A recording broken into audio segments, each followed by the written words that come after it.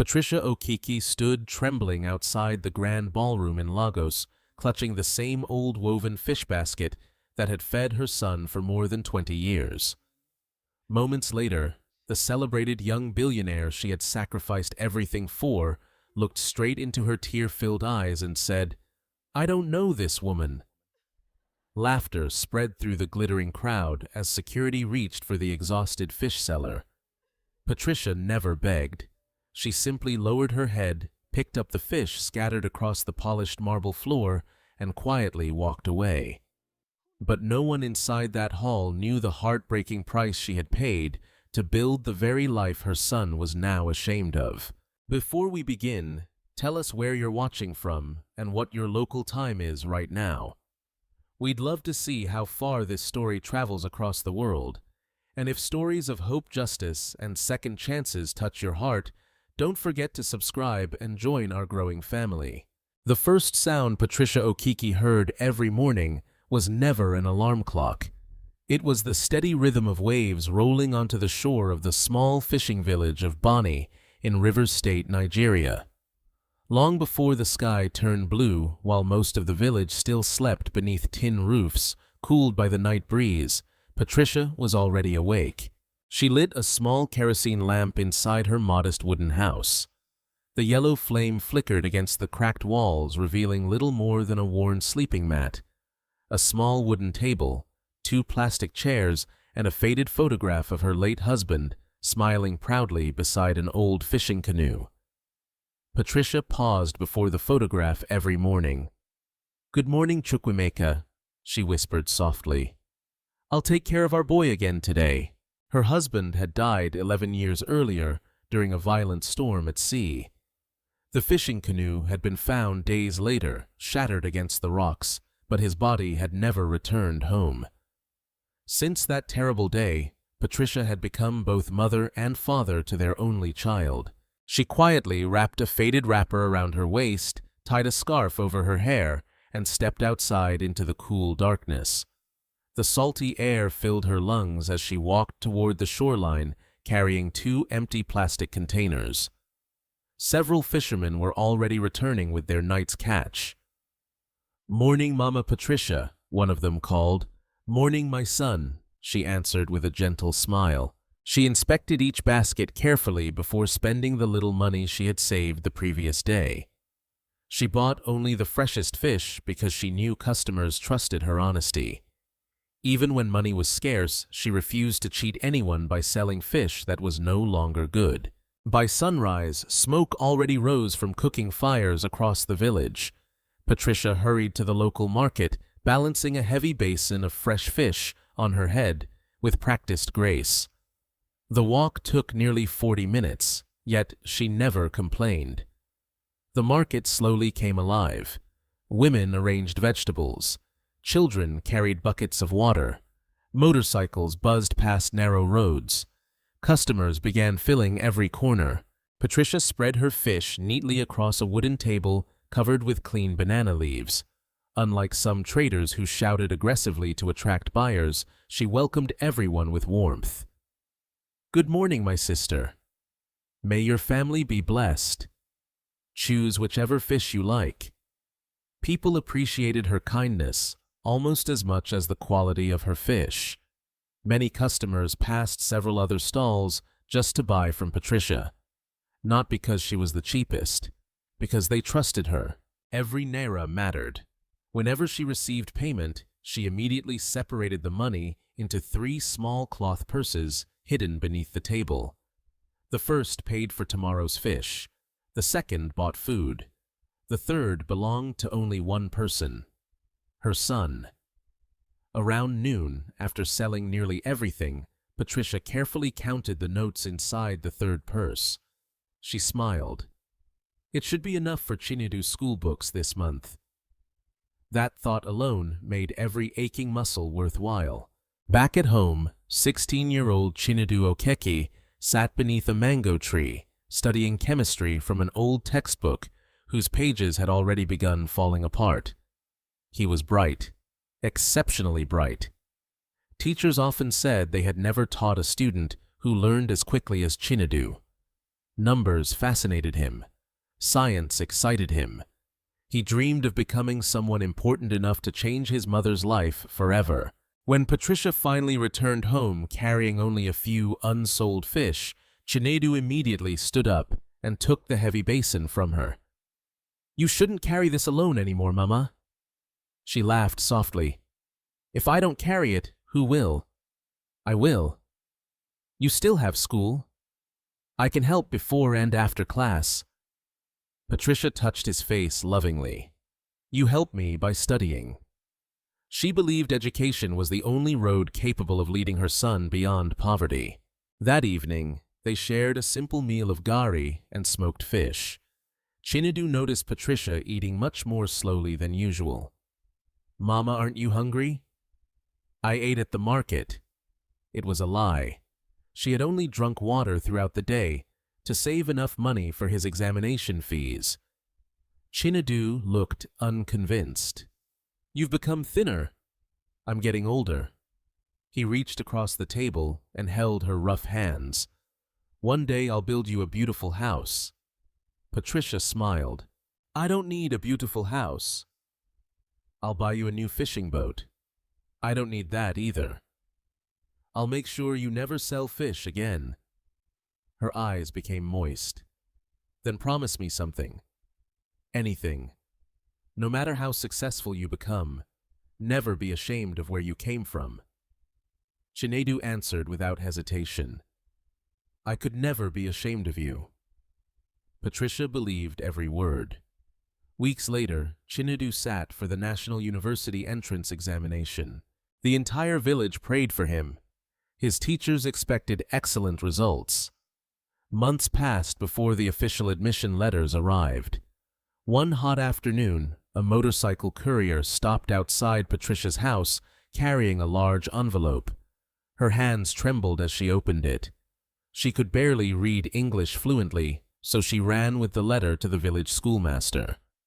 He adjusted his glasses and began reading aloud. "Congratulations." Patricia held her breath. "Mr. Chinedu Okeke has been admitted to study business administration at the University of Lagos." For several seconds, she simply stared. Then tears streamed down her face. "My son!" She fell to her knees, thanking God. Villagers gathered around, clapping and celebrating. Someone brought drums. Children danced. Everyone believed one of their own was finally escaping poverty.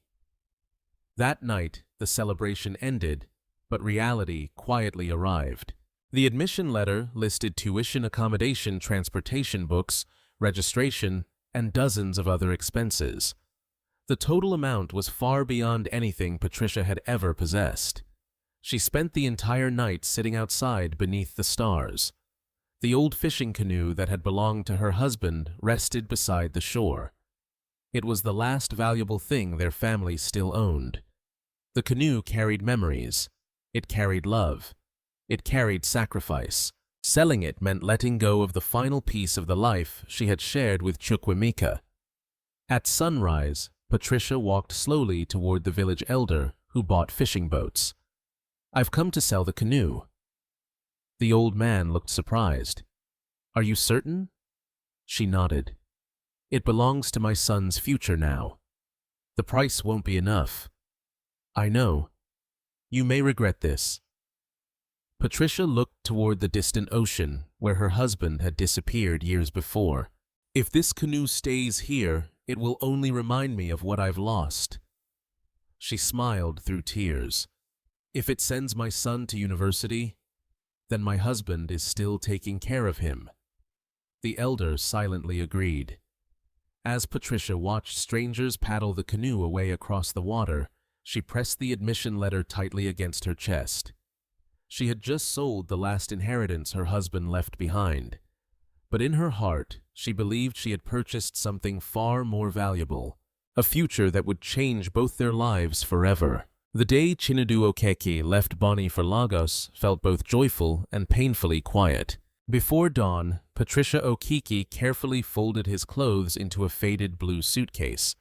She had bought second-hand from a trader in Port Harcourt. Every shirt had been washed by hand and ironed with a charcoal iron borrowed from a neighbor. She tucked a small Bible between his notebooks, slipped a family photograph into the inside pocket, and added a neatly folded handkerchief embroidered with his initials. It had taken her 3 evenings to finish stitching the letters by candlelight. When Chinedu stepped outside wearing his only pair of polished black shoes, the entire village gathered to see him off. Old fishermen shook his hand proudly. Women from the market hugged Patricia with tears in their eyes. Children pointed at the bus waiting near the dusty road, whispering that one day they wanted to become university students too. Patricia held her son's shoulders and smiled despite the sadness filling her heart. "Remember who you are." "I will, Mama." "Study hard." "I promise." "Be kind to people." "I promise." "And never forget that no amount of money can buy a good heart." Chinedu embraced her tightly. "I'll come back and make you proud." As the bus disappeared around the bend, Patricia remained standing beside the road until the dust settled completely. Only then did she wipe away her tears and slowly begin the long walk back to the market. There was no time to mourn the loneliness. The next tuition payment was already waiting. Life in Lagos was unlike anything Chinedu had imagined. Towering office buildings reflected the morning sunlight. Luxury cars filled wide highways. Restaurants, shopping malls, and expensive apartments surrounded the university campus. Students arrived carrying the newest smartphones and designer backpacks.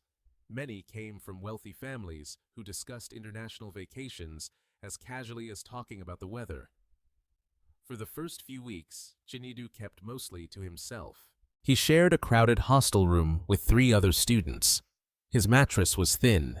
His clothes were simple. He carefully counted every naira Patricia sent him. While many classmates ordered restaurant meals, he survived on inexpensive rice beans and bread. Still, he never complained.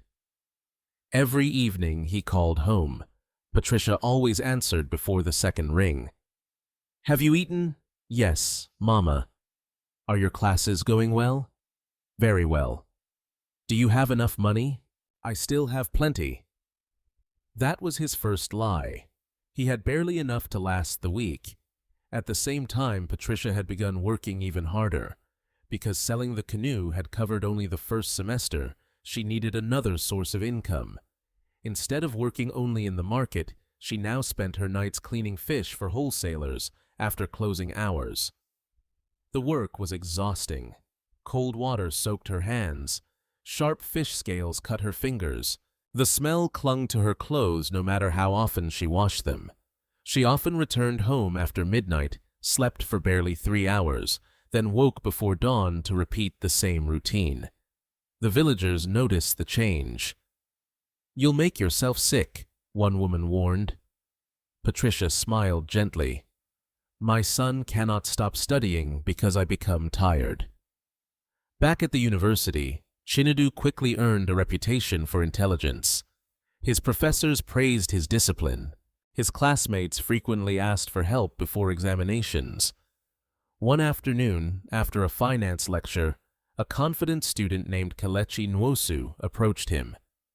"I heard you're the smartest guy in our class." Chinedu laughed awkwardly. "I'm just trying to keep up." "You should study with us." Kelechi pointed toward a group of well-dressed students standing beneath a large tree. Their watches gleamed in the sunlight. Their shoes looked expensive. They laughed confidently, speaking about family businesses and investment opportunities. For the first time, Chinedu found himself surrounded by people whose lives seemed completely different from his own. Surprisingly, they welcomed him. His intelligence impressed them. Soon, he was studying with them every weekend. They discussed entrepreneurship, technology, banking, and international companies. Chinedu absorbed everything. He realized knowledge alone wasn't enough. Confidence mattered. Appearance mattered. Connections mattered. Slowly, he began changing. He saved money to buy 2 nicer shirts. He practiced speaking with greater confidence. He carefully listened whenever his wealthy friends talked about business etiquette. One afternoon, the conversation shifted toward family backgrounds. "My father owns shipping companies," Kelechi said proudly. "My mother manages hospitals," another student added. "My parents export cocoa." Someone else smiled. Then everyone looked toward Chinedu. "What about your family?" He hesitated. For a brief second, he pictured Patricia standing behind her wooden fish stall beneath the hot sun. Her rough hands, her faded wrapper, her tired smile. He opened his mouth. "My mother." The words refused to come. He imagined these wealthy students visiting the market and seeing her selling fish. His heart tightened. Finally, he forced a smile. "She runs a small seafood business back home." The sentence wasn't completely false, but it wasn't the truth either. Nobody asked further questions. The conversation moved on, yet something inside Chinedu felt strangely heavy. That evening, Patricia called as usual. "My son, how was your day?" "It was good." "Did you eat?" "Yes." "I sold everything today." "That's wonderful." "I'll send your allowance tomorrow." "Mama." "Yes." "You don't have to work so hard." She laughed softly. "Working for my son is never hard." After hanging up, Chinedu stared at the dark phone screen for several minutes. He almost told her what had happened. He almost confessed that he had hidden the truth. Instead, he remained silent. Weeks turned into months. His grades remained among the best in the university. Professors recommended him for academic competitions. His circle of wealthy friends continued expanding. Little by little, his visits home became less frequent. The first holiday, he returned to Bonny immediately. The second holiday, he stayed in Lagos for an internship. The third break, he told Patricia he needed extra classes. In reality, he had accepted invitations to networking events with successful business executives. Patricia never questioned him. "My son is building his future," she proudly told everyone in the village. One rainy evening, she stood alone inside her small house, looking at the calendar. It had been almost 9 months since she had last hugged her son. She touched the family photograph beside her bed. "He must be busy." She smiled through quiet loneliness. "That's a good sign." The following week, Chinedu attended a university leadership conference. Students arrived wearing elegant suits. Successful CEOs gave inspirational speeches. During a networking session, one guest speaker asked a simple question. "Never forget the people who sacrificed for your success, who inspired you most." Many students proudly mentioned their fathers. Others spoke about family businesses. When the microphone reached Chinedu, he answered honestly, "My mother." The audience applauded warmly. He smiled politely. But deep inside, another uncomfortable thought appeared. Would these same people still admire him if they saw Patricia standing behind her fish stall, bargaining over fresh tilapia beneath the scorching sun? For the first time, he did not know the answer. And for the first time, that uncertainty frightened him. The beginning of Chinedu Okeke's second year at the University of Lagos marked a turning point that neither he nor Patricia could have imagined. His academic success continued to open doors. Professors trusted him with research projects. Senior students recommended him for leadership programs. Several companies invited outstanding undergraduates to attend seminars where influential business executives shared their experiences. For Chinedu, every opportunity felt like another step away from the poverty he had known all his life.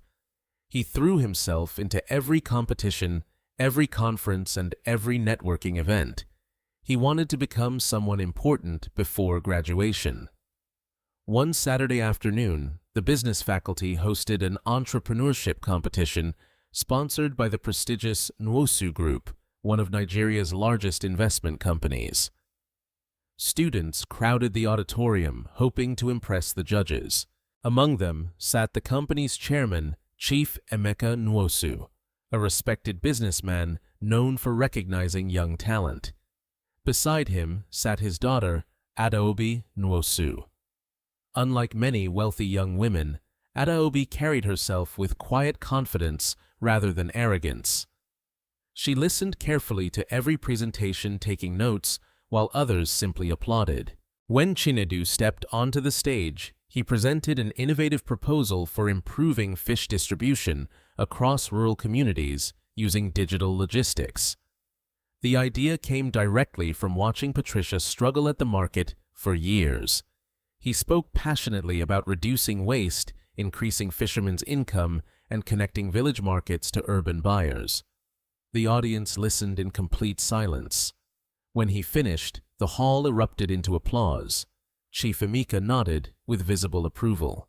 Adaobi smiled. After the event, she approached him. "That was the best presentation today." Chinedu thanked her politely. "You understand the fishing industry surprisingly well." "I grew up around it." She seemed curious. "Really?" He hesitated for only a moment. "My hometown depends on fishing." That much was true. Before she could ask more questions, another guest interrupted them. The conversation ended. Over the following months, Adaobi and Chinedu met repeatedly during business competitions and university events. She admired his intelligence. He admired her discipline. Unlike many students from wealthy families, Adaobi never boasted about money. She worked hard, volunteered at charity programs, and treated everyone with respect. Their friendship developed naturally. Meanwhile, Patricia's life became increasingly difficult. Fish prices continued rising. Transportation costs increased. Many customers now bargained aggressively because inflation affected everyone. Some days Patricia barely earned enough profit to cover transportation home. Still, she never reduced the amount of money she sent Chinedu. If necessary, she simply skipped meals. One evening, while cleaning fish after the market closed, Patricia suddenly became dizzy. The knife slipped from her hand. A sharp pain spread across her chest. She grabbed the edge of the wooden table to keep herself from falling. "Patricia!" Another trader hurried toward her. "You don't look well." "I'm fine." "No, you're not." The women insisted on taking her to the small community clinic. The nurse checked her blood pressure. It was dangerously high. "You need proper rest." Patricia smiled weakly. "I'll rest later." The nurse frowned. "If you continue working like this, your body will eventually refuse." Patricia thanked her and quietly left with a packet of medicine. She never told Chinedu. She knew exactly what he would do. He would worry. He might even abandon an important opportunity to come home. She refused to let that happen. Back in Lagos, Chinedu's world continued expanding. He attended elegant business dinners.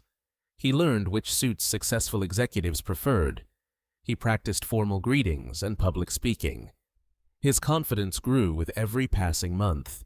His old village accent slowly disappeared. His classmates noticed. "You sound different now," one friend joked. "I guess Lagos is changing me." Everyone laughed. Only Chinedu remained thoughtful. His phone rang every Sunday evening. "Mama." No matter how busy he became, Patricia never forgot. Sometimes he answered immediately. Sometimes he waited until later. Eventually, later became tomorrow. Tomorrow became next week. The calls grew shorter. "Hello, Mama. How are you, my son? I'm busy.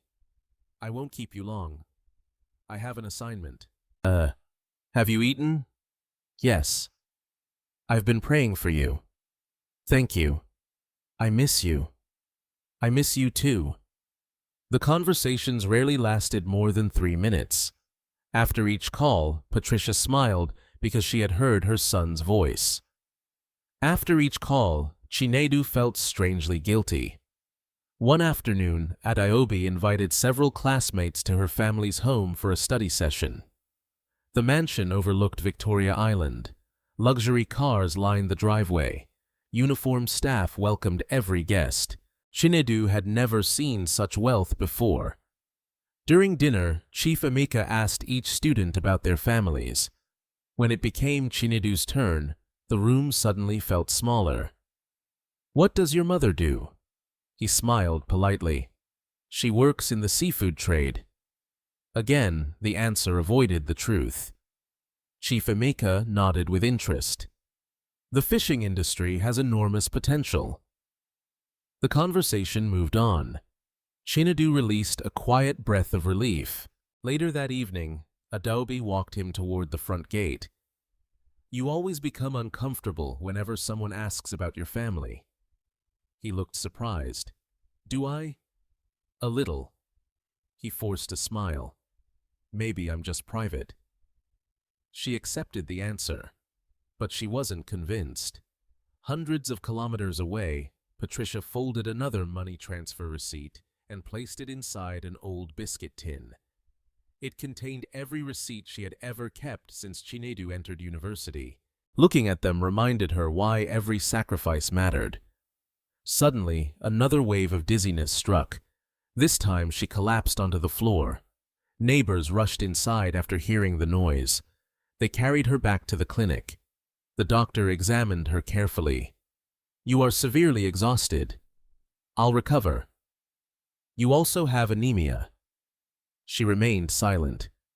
"You must stop working nights." "I can't." "Why?" "My son still has university." The elderly doctor looked at her kindly. "Children succeed because parents sacrifice." He paused before continuing. "But sometimes parents sacrifice so much that they are no longer alive to witness that success." His words lingered in Patricia's heart. For the first time, fear quietly entered her thoughts. Not fear of dying before seeing Chinedu graduate. That night, she stared at the ceiling of the clinic. Her phone rested beside her pillow. She considered calling him. She even typed a message. "My son, I am in the hospital." She looked at the words for a long time. Then she slowly deleted them. Instead, she sent something much simpler. "Good evening, my son. I hope you ate well today. I'm praying for you. Sleep peacefully." Several hours later, Chinedu finally saw the message after finishing a networking event. He smiled briefly and replied, "I'm fine, Mama. Don't worry about me."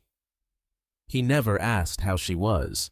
He never imagined she was lying alone in a hospital bed when she read his reply. Patricia smiled softly, despite the tears gathering in her eyes. "My boy is working hard," she whispered. "That's all that matters." Outside the clinic window, dawn slowly broke over the quiet fishing village. Inside, Patricia closed her eyes, unaware that the distance between her and the son she loved was no longer measured in kilometers. It was beginning to be measured by silence. By the time Chinedu Okeke graduated from the University of Lagos, he had become one of the most promising young business professionals in the country. His final year project won national recognition. Several multinational companies invited him for interviews before graduation. His professors proudly recommended him to top executives, describing him as disciplined, intelligent, and remarkably determined. On graduation day, thousands of families gathered across the university campus. Parents carried bouquets. Children ran across the lawns. Photographers called graduates to smile toward their cameras. Everywhere there was laughter. Everywhere there were embraces. Patricia had dreamed of standing among those proud parents for years. She had imagined placing both hands on her son's face before telling him how proud his father would have been. But she never came. The trip from Bonny to Lagos cost more than she could afford. The little money she had managed to save during the previous months had already been sent to Chinedu for graduation fees, academic gowns, and transportation. Instead, she stood alone inside her tiny house, wearing her cleanest wrapper, waiting for his call. Around noon, the phone finally rang. "Mama." My graduate.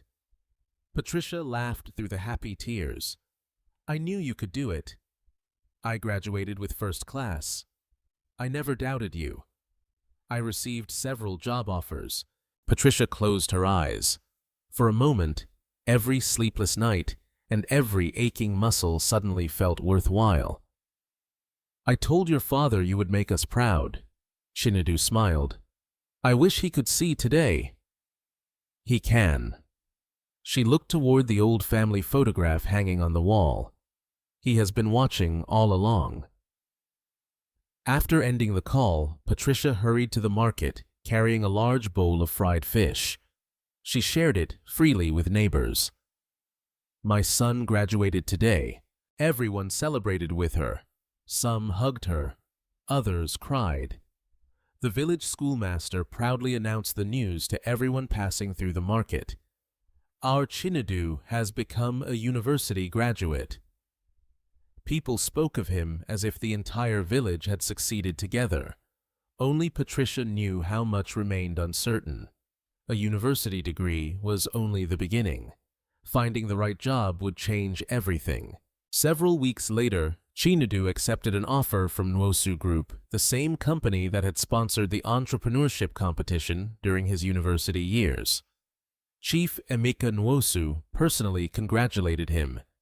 You've earned this opportunity. I won't disappoint you, sir. I don't believe you will.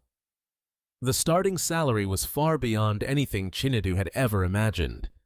For the first time in his life, he rented a comfortable apartment in Lagos. He bought new suits, a laptop, better shoes, a modern smartphone. Everything felt new. Everything felt exciting. His first paycheck arrived at the end of the month. He stared at the amount on the banking app for several minutes. He immediately called Patricia. Mama, my son, I've been paid. I'm so happy. I'll send you money. Patricia smiled warmly. You don't have to rush. I want to. You need to settle first. I insist. The next morning, Patricia received the transfer. It was more money than she normally earned in several months. She cried quietly inside the bank, not because of the amount, because her son had remembered her. She used only a small portion to repair the leaking roof of her house. The rest remained untouched. My son worked hard for this, she whispered. I'll save it. Back in Lagos, Chinedu quickly adapted to corporate life. He worked longer hours than anyone else. He studied every report carefully. He volunteered for difficult assignments. Senior managers noticed his dedication. Within a year, he received his first promotion, then another. His salary increased. So did his reputation. Chief Emeka often invited him to executive meetings, despite his young age. During one meeting, Adaobi Nwosu unexpectedly joined the discussion. She had recently completed her master's degree abroad and returned to help manage the family business. Seeing each other again felt natural. They worked well together. They respected each other's ideas. Soon they began spending time outside the office. Coffee became dinner. Dinner became weekend outings. Neither rushed the relationship. Both admired ambition. Both valued discipline. Many employees quietly assumed they would eventually become a couple. At first, Chinedu still called Patricia every Sunday. Then work became busier. Sometimes meetings lasted until late evening. Sometimes business trips filled entire weeks. His calls became shorter. Eventually, they became less frequent. Patricia never complained. Whenever neighbors asked whether her son called often, she always smiled. He works for a very important company. He must be busy. He'll call when he has time. One afternoon, Patricia traveled to Port Harcourt to renew her market permit. While waiting in line, she noticed a large billboard. The advertisement featured young executives celebrating a major business achievement. Standing confidently at the center was Chinedu, wearing a navy blue suit. Holding a presentation folder, smiling with complete confidence. Patricia stared at the image for several minutes. A stranger beside her noticed. "That's one of Nwosu Group's rising managers." Patricia smiled proudly. "He's my son." The woman looked surprised. "Really?" Patricia nodded. "He worked very hard." The stranger congratulated her before walking away. Patricia remained standing there long after everyone else had moved on. Her heart overflowed with pride. She wished Chinedu could have seen her smiling at that billboard. Meanwhile, inside Nwosu Group headquarters, Chinedu's transformation continued. His wardrobe now consisted entirely of tailored suits. He attended exclusive charity galas. He dined with politicians, investors, and international executives. His colleagues discussed luxury vacations and expensive real estate. Gradually, his old life seemed farther away. One evening, while organizing paperwork, Adobe glanced toward his desk. "I've never met your mother." Chinedu looked up. "She still lives in River State. You should bring her to Lagos someday." He hesitated. "Maybe. I'd love to meet the woman who raised you." He smiled politely. "I'm sure one day you will." But inside something tightened. He imagined Patricia walking through the polished marble floors of the company headquarters, wearing her faded wrapper. He imagined the smell of fresh fish lingering on her clothes after years of work. He imagined curious eyes following her. Without realizing it, embarrassment quietly entered his thoughts. It frightened him. He immediately tried to push the feeling away, yet it returned more often than before. Several weeks later, Chinedu purchased a luxury apartment overlooking the Lagos skyline. From the balcony, the city lights stretched endlessly into the night. He stood there holding a glass of juice while looking at the glittering buildings below. His phone vibrated. "Mama." He smiled. But an important client had just arrived for dinner. "I'll call her tomorrow." Tomorrow became 3 days later. When he finally returned the call, Patricia answered immediately. "I was beginning to think my phone was broken." He laughed awkwardly. "I've just been busy." "I know. How are you?" "I'm wonderful."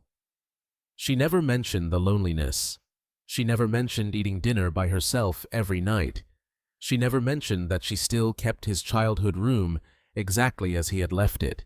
After ending the call, Patricia folded another newspaper clipping featuring Chinedu into the old biscuit tin beside every money transfer receipt and every school certificate she had carefully preserved.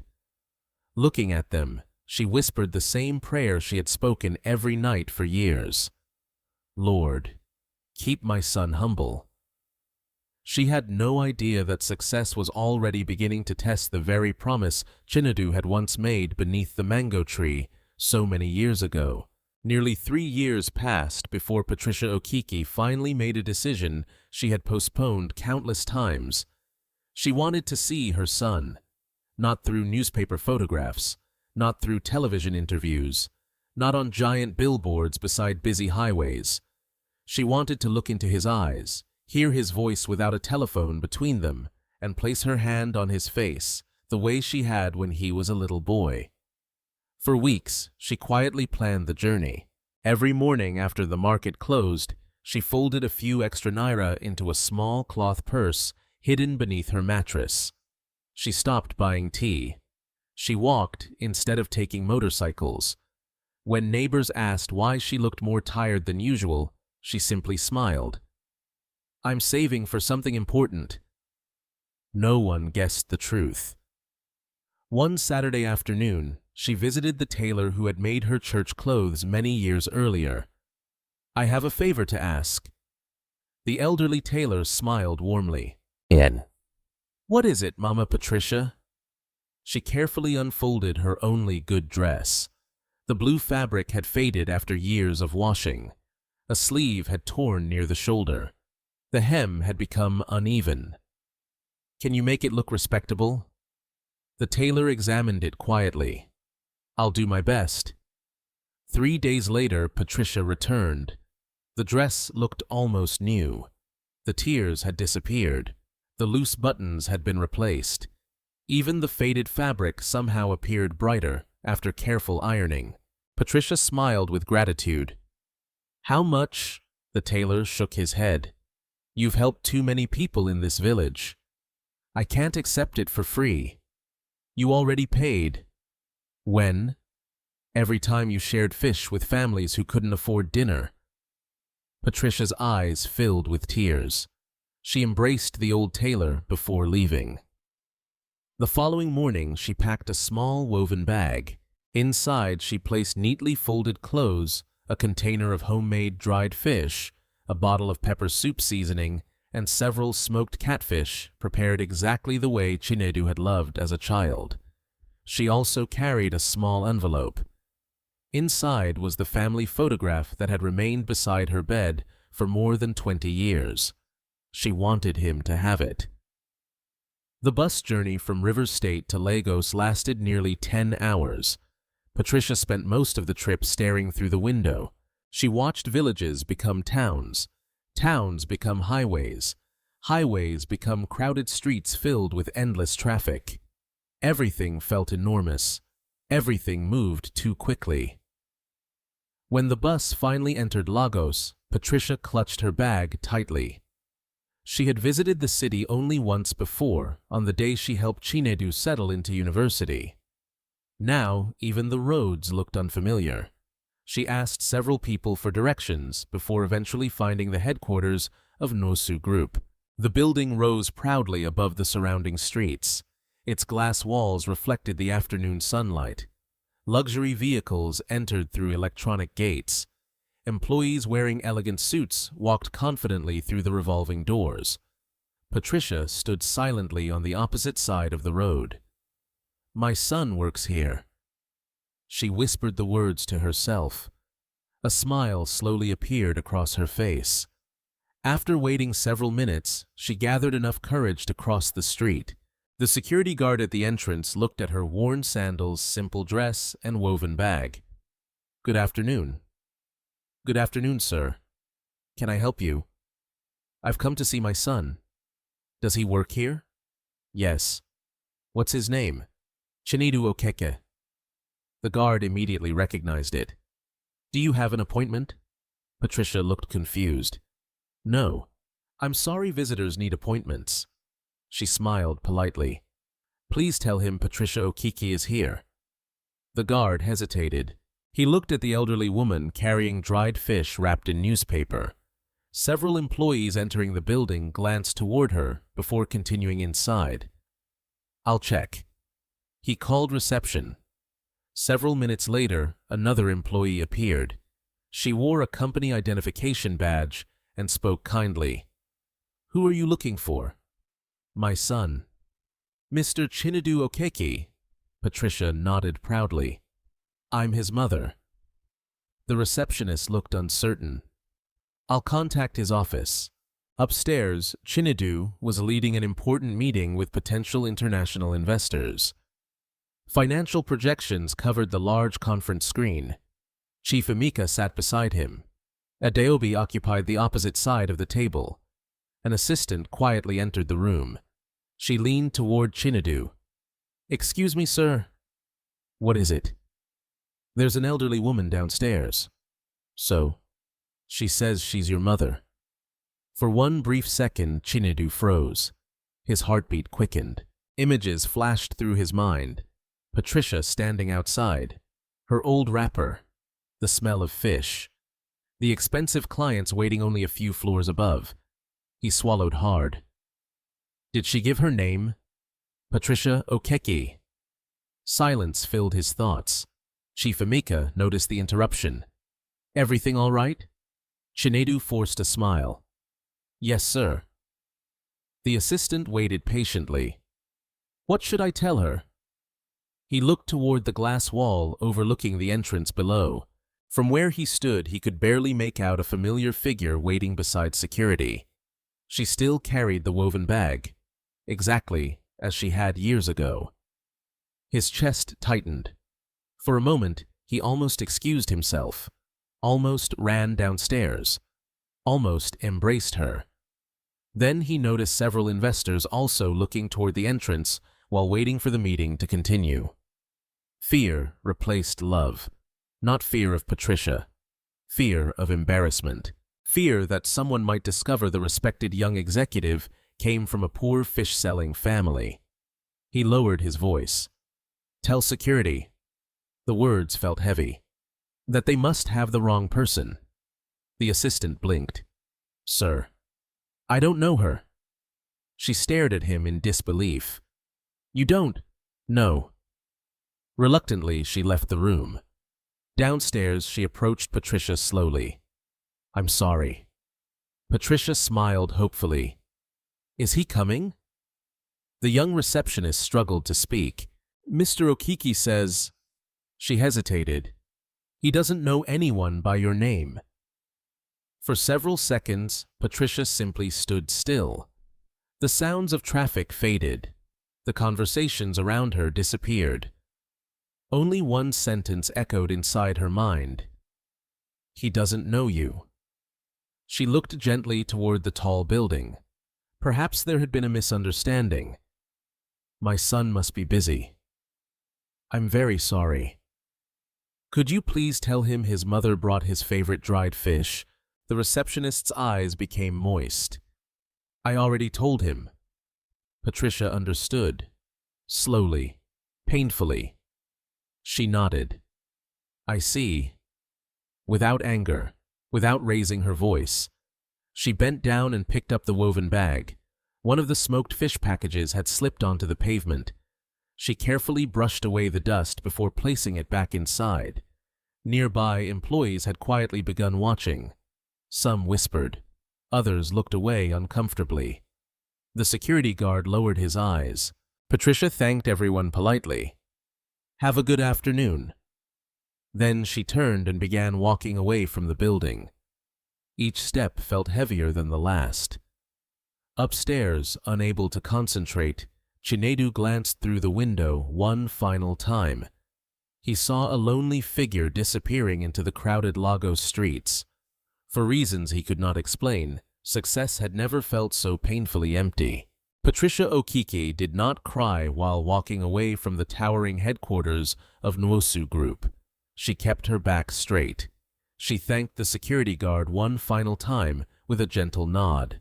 She even smiled politely at the receptionist, who stood frozen with tears in her eyes. Only when the building disappeared behind the crowded streets of Lagos did Patricia finally stop walking. She sat quietly on an old concrete bench beside a busy bus stop. The woven bag rested on her lap. She slowly opened it and looked at the neatly wrapped smoked fish she had prepared with so much love. It was still warm. She touched it gently before closing the bag again. "So, he really didn't know me." Her voice was barely louder than a whisper. No anger came, only silence. An elderly woman selling bottled water nearby noticed her. "Mama, are you all right?" Patricia looked up and forced a smile. "I'm fine." "You don't look fine." "I've just had a long journey." The woman sat beside her. "Do you have family in Lagos?" Patricia hesitated. "Yes." "Will you stay with them?" Patricia looked toward the endless traffic. "No." The woman nodded, as though she understood more than Patricia had actually said. Sometimes pain required no explanation. After several quiet minutes, Patricia stood up. She had one more place to visit before returning home. The university. She took 2 buses before arriving at the familiar campus where Chinedu had once begun chasing his dreams. Everything looked different. New buildings stood where empty fields had once been. Fresh paint covered classroom walls. Students hurried across walkways laughing with friends. Patricia slowly walked beneath the large mango tree where Chinedu had once called her every Sunday evening after classes. She remembered carrying food there during his first semester. She remembered watching him wave as she boarded the bus home. Back then, he had hugged her so tightly that she could hardly breathe. A young student noticed her standing alone. "Good afternoon, Mama." Good afternoon. Are you looking for someone? Patricia smiled softly. No. I came to remember someone. The student nodded respectfully before continuing on his way. Patricia quietly removed the family photograph from her bag. For a long time she stared at the younger versions of herself, Chinedu and Chukwuemeka, standing beside the old fishing canoe. Everyone looked happy. Everyone believed the future would bring only hope. She carefully placed the photograph back into the envelope. No, she whispered. It belongs with him. That evening, she boarded the overnight bus back to Rivers State. She arrived just before sunrise. The village looked exactly as she had left it. Children chased each other along sandy roads. Fishing boats returned from the sea. Women prepared their market stalls. Only Patricia had changed. Neighbors immediately noticed she had returned earlier than expected. Mama Patricia, you're back already. Did you enjoy Lagos? She smiled gently. It was a beautiful city. Did you see Chinedu? Yes. How is he? He's doing well. That answer was true. She never mentioned the company entrance. She never mentioned being turned away. She never mentioned hearing the words that would echo inside her heart forever. She simply carried her empty woven bag home. Life returned to its familiar rhythm. Before dawn, she went to the shore. She bought fish. She sold them at the market. She greeted customers with the same warm smile. Anyone watching would have believed nothing had happened. Only those closest to her noticed small changes.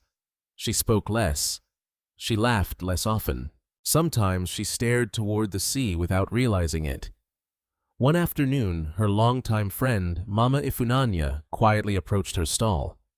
You've become very quiet. I'm only tired. You've always been tired. Patricia smiled faintly. This is different. What happened in Lagos? For several seconds, Patricia remained silent. Then she answered softly, My son is successful. I know. I'm grateful. Mama Ifunanya reached across the table, and Patricia looked down at her rough hands. Sometimes success asks people to carry burdens they never expected. The older woman frowned. What burden? Patricia shook her head. It doesn't matter. She refused to say another word. That night, she knelt beside her bed to pray. As always, she thanked God for protecting Chinedu. She prayed for his health. She prayed for his future. She even prayed that he would continue succeeding. Not once did she ask God to punish him. Meanwhile, hundreds of kilometers away in Lagos, Chinedu found himself unable to concentrate. The image of Patricia quietly walking away refused to leave his mind. Every meeting reminded him of her. Every elevator ride brought back the sound of the receptionist saying, She says she's your mother. He buried himself in work. He arrived before sunrise. He left after midnight. He volunteered for additional projects. He convinced himself that staying busy would silence his thoughts. It didn't. One evening, Adeobi entered his office carrying several documents. You've been working too much.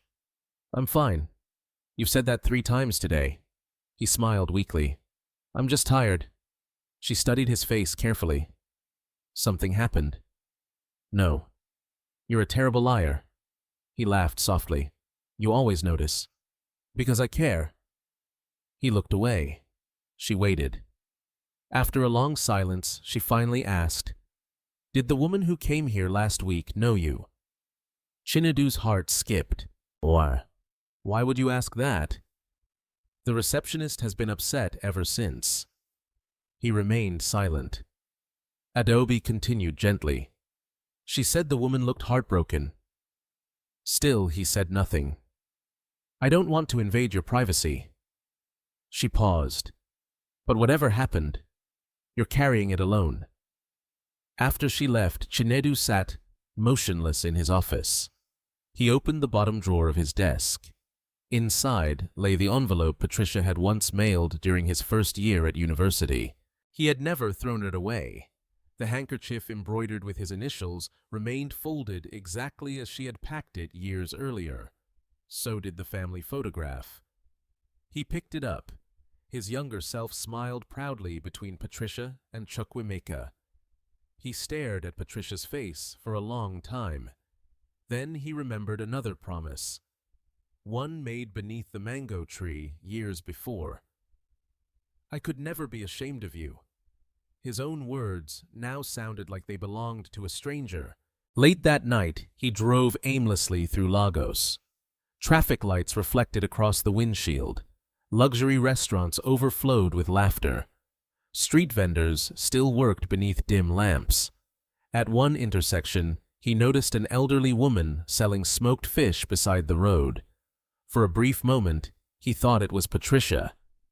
He slammed the brakes. Cars behind him sounded their horns. The woman looked up. She was someone else. Relieved and disappointed at the same time, Chinedu drove away. He finally realized something he had spent years refusing to admit. The higher he climbed, the louder his conscience had begun calling him back. But he still wasn't ready to answer. Several months passed after Patricia Okiki returned quietly from Lagos. The rainy season gave way to bright mornings, and the fishing village settled once again into its familiar rhythm. Every dawn, Patricia continued walking to the shoreline before sunrise, buying fresh fish from returning fishermen and arranging them carefully at her market stall. To everyone around her, she looked exactly the same. Only she knew how much had changed inside her heart. She no longer waited by the door every Sunday, hoping Chinedu might unexpectedly arrive. She no longer counted the weeks until his next visit. Instead, she accepted each day as it came, convincing herself that a mother's love should never become a burden to her child. Meanwhile, life in Lagos seemed to move faster than ever. Chinedu's career flourished. As head of business development at Nwosu Group, he negotiated major investments, attended international conferences, and became a familiar face in business magazines. People admired his intelligence and calm leadership. Chief Emeka Nwosu trusted him with increasingly important responsibilities. More importantly, Chinedu and Adobe's relationship had grown stronger. They shared similar ambitions. They challenged each other professionally. They laughed easily together. After nearly 2 years of dating, Chief Emeka finally invited Chinedu to his private study one evening. The older man poured 2 cups of tea before speaking. "I've watched you closely." "Thank you, sir. You've earned my respect." Chinedu nodded quietly. "I believe you care deeply for my daughter." "I do. And she cares deeply for you." There was a brief silence. "I'd like to ask whether you've considered marriage." Chinedu looked surprised. "I have." Chief Emeka smiled warmly. "Then I believe it's time." That weekend, Chinedu proposed to Adobe during a quiet dinner overlooking the Lagos Lagoon.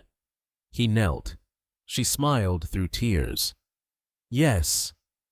The engagement quickly became front-page news in business newspapers. The rising executive and the billionaire's daughter. Photographers captured their smiles. Television stations interviewed the happy couple. Friends congratulated them endlessly. Only one question appeared repeatedly. When will the wedding take place? A date was chosen. 6 weeks later, preparations immediately began. Luxury hotels were reserved. Designers presented wedding attire. Guest lists included politicians, international investors, celebrities, and respected business leaders. The event promised to become one of the year's most celebrated weddings. Far away in River State, Patricia knew nothing about any of it. She rarely bought newspapers. She did not own a television. Her old mobile phone could make calls, but had no internet access. Life continued as always. One afternoon, however, a familiar customer hurried toward her market stall carrying a newspaper. "Mama Patricia?" She looked up. "Good afternoon. Have you seen this?" The woman unfolded the newspaper across the wooden table.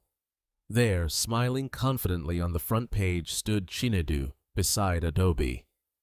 A large headline announced their upcoming wedding. Patricia froze. For several seconds, she simply stared at the photograph. Her son looked handsome in his tailored navy suit. Adobe looked elegant and kind. "They make a beautiful couple," Patricia whispered. The customer smiled. "I thought you'd already know." Patricia shook her head gently. "He must have been busy." The woman hesitated. "Did he tell you?" "No." She lowered her eyes. "I found out just now." The customer immediately regretted asking. "I'm sorry." Patricia folded the newspaper carefully. "No," she smiled. "Thank you for bringing it." That evening she carried the newspaper home. She read every word several times, slowly sounding out difficult sentences. The article described Chinedu as a brilliant young executive who had risen through talent and determination. It praised his intelligence, his leadership, his promising future. Not once did it mention his family. Patricia did not feel angry. She simply touched his photograph with trembling fingers. "My little boy is getting married." Her eyes filled with tears. "I wish your father could see this." The next morning, neighbors began visiting her house one after another. "Mama Patricia, we heard the news. Congratulations. You'll soon become the mother-in-law of one of Nigeria's wealthiest families." Everyone celebrated enthusiastically. Some women immediately began discussing what Patricia should wear. Others insisted she must attend the wedding. "You have to go." "Of course she'll go. You're his mother." Patricia smiled politely, but remained quiet. After everyone left, uncertainty filled the small house. Would Chinedu want her there? The memory of the company headquarters returned immediately. "I don't know her." Those words still echoed painfully inside her heart. For 2 days she prayed for wisdom. On the third evening, she walked to the village church and sat alone inside the empty sanctuary. The elderly pastor noticed her. "You seem troubled." "My son is getting married." "That's wonderful." "It is. But—" She lowered her head. "I'm not sure he wants me there." The pastor remained silent for a moment. Then he asked gently, "If you don't go, will your heart find peace?" Patricia thought carefully. "No." "If you go, will you cause trouble?" "Never." "Then why are you afraid?" She looked toward the cross at the front of the church. "I don't want to embarrass him." The pastor smiled kindly. A loving mother cannot embarrass her child. His words stayed with her long after she returned home. That night, Patricia opened the small wooden box where she kept her most precious possessions. Inside lay Chinedu's first school report, his university admission letter, old photographs, money transfer receipts, the hand-drawn birthday cards he had made as a little boy. She picked up one crumpled drawing. A child had drawn himself holding his mother's hand beside a fishing boat. Across the top, written in uneven handwriting, were the words, "My mama is my hero." Patricia smiled through tears. That little boy loved me. She carefully placed the drawing back inside the box. The following morning she made her decision. She would attend the wedding, not to demand recognition, not to seek attention, not to meet wealthy guests. She wanted only one thing, to quietly bless her son on the happiest day of his life. She walked to the tailor once again, carrying the same repaired blue dress she had worn during her trip to Lagos. "Can you iron it for me?" The tailor smiled. "Going somewhere special?" Patricia nodded softly. "My son's wedding." The tailor embraced her warmly. "You'll look beautiful." Patricia smiled. "I don't need to look beautiful. She gazed toward the bright morning sky. I only hope my son will be happy. Deep inside, she carried one fragile hope she scarcely dared to admit. Perhaps this time, when Chinedu saw her standing before him, he would remember the promise he had made beneath the mango tree many years ago. The morning of the wedding arrived beneath a brilliant Lagos sky. From sunrise, the luxury hotel overlooking the Atlantic Ocean buzzed with activity. Florists arranged thousands of fresh white roses across the grand ballroom. Crystal chandeliers reflected soft golden light onto polished marble floors. Uniformed staff hurried between tables, making final adjustments, while photographers tested cameras and lighting equipment. Outside, luxury vehicles lined the entrance. Politicians arrived. Business leaders stepped out of black SUVs. Television crews waited near the red carpet. Everyone expected one of the most prestigious weddings the city had seen in years. Inside a private suite, Adaobi Nwosu sat before a large mirror while makeup artists completed the final touches on her elegant white gown. She looked calm, happy, excited. Her bridesmaids surrounded her with laughter. Across the hall, Chinedu adjusted his dark navy tuxedo before the mirror. Several colleagues congratulated him. You've done well. This is the beginning of an incredible future. Chief Emeka entered the room with a warm smile. You look ready. I hope so. The older man placed a hand on Chinedu's shoulder. You've become like family to me. Those words should have filled Chinedu with joy. Instead, an unexpected feeling of uneasiness settled inside him. For reasons he could not explain, he kept remembering Patricia.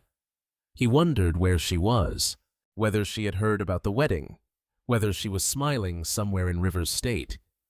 He quickly pushed the thoughts aside. Today was supposed to be perfect. Meanwhile, several kilometers away, Patricia Okiki carefully stepped off an overnight bus carrying the same woven travel bag she had taken to the company headquarters months earlier. Inside were only a few belongings: her neatly ironed blue dress, the family photograph, a small wrapped package containing smoked fish, and a handwritten letter she had spent 3 evenings composing. She had rewritten it 6 times before finding the right words. The letter contained no complaints, no accusations, only blessings for her son's marriage. Patricia quietly hired a motorcycle to take her to the hotel. As they approached the entrance, she saw elegant decorations stretching across the driveway, beautiful flower arrangements, luxury cars, guests dressed in expensive suits and colorful traditional attire. Everything looked far beyond anything she had ever experienced. She paid the driver, thanked him, and stood silently near the entrance. For a brief moment, doubt returned. Perhaps she should leave. Perhaps Chinedu truly wanted this part of his life separated from the past. She reached into her bag and touched the envelope containing the letter. No, she whispered softly. A mother should bless her son. Taking a deep breath, she slowly walked toward the entrance. A young event coordinator greeted arriving guests with a welcoming smile. Good morning. Good morning. May I see your invitation, please? Patricia looked embarrassed. I don't have one. The coordinator remained polite. I'm sorry, today's ceremony is by invitation only. I understand. Patricia smiled gently. I'm Chinedu Okeki's mother. The coordinator blinked. I'm sorry. I came from Rivers State. She held out the wrapped gift. I only want to congratulate my son. The young woman hesitated. She glanced toward another supervisor. Within moments, 2 security officers approached respectfully. Good morning, Mama. Good morning. May we help you? I'd like to see my son. Do you have an invitation? No. One officer spoke into his radio. Several hotel staff quietly observed from a distance. Guests entering the ballroom also began noticing the elderly woman standing at the entrance with her worn sandals and faded blue dress. Inside the bridal preparation room, Adeobi suddenly noticed movement through the large window overlooking the hotel entrance. "What's happening outside?" One bridesmaid looked down. "I'm not sure." Meanwhile, one of the event managers hurried toward Chinedu's suite. "Sir." "Yes." "There's an elderly woman outside asking for you." Chinedu's heartbeat instantly quickened. He already knew, before hearing another word. "She says she's your mother." The room became painfully quiet. His best man looked confused. "Your mother is here." Chinedu remained frozen. The event manager continued carefully. "She doesn't have an invitation." Several people inside the room exchanged uncertain glances. His colleagues knew almost nothing about his family. One finally asked, "Should we bring her inside?" Chinedu felt trapped. Outside waited the woman who had sacrificed everything for him. Inside waited investors, executives, politicians, and the billionaire family whose respect he feared losing. The same shame he had fought for years returned with overwhelming force. He closed his eyes. For one brief second he remembered the old fishing village, the broken canoe, Patricia skipping meals, her rough hands counting money beneath the market table. Then another image replaced it: luxury magazines, corporate headlines, his carefully built reputation. Fear won again. He opened his eyes slowly. "Tell security." His voice almost disappeared. "That only invited family members may enter." The event manager looked surprised. "Sir, you heard me." Without another word, the manager left. Outside, Patricia waited patiently. The coordinator returned with visible discomfort. "I'm very sorry." "It's all right." "Mr. Okiki says only invited family members may attend." Patricia remained silent. The sentence struck harder than anything she had expected. Only invited family members. She looked gently toward the ballroom entrance. "So," she whispered, "I am no longer family." The coordinator's eyes filled with tears. "I'm sorry." Patricia smiled kindly. "It isn't your fault." She carefully removed the envelope from her woven bag. "Could someone please give him this after the ceremony?" The coordinator accepted it with trembling hands. "I promise." "And these." She handed over the wrapped smoked fish. He used to love them. Nearby guests had begun whispering openly. Some stared curiously.